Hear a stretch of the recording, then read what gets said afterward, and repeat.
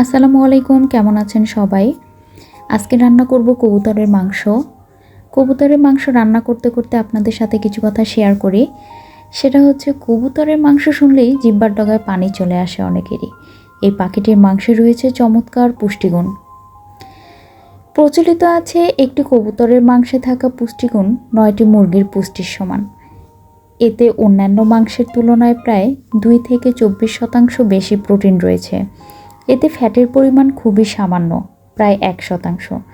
রয়েছে vitamin A, B, E ও vitamin D, iron, zinc ও কপার। কবুতরের মাংস রক্তের লিপিড ও শর্করা বাড়ায় না, রোগ প্রতিরোধ ক্ষমতা বাড়াতে বেশ কার্যকরী, বিশেষ করে রোগীর রোগ নিরাময়ে ভালো ভূমিকা পালন করে। এছাড়া ডায়াবেটিক্স রোগীদের জন্য কবুতরের মাংস বিশেষ উপকারী।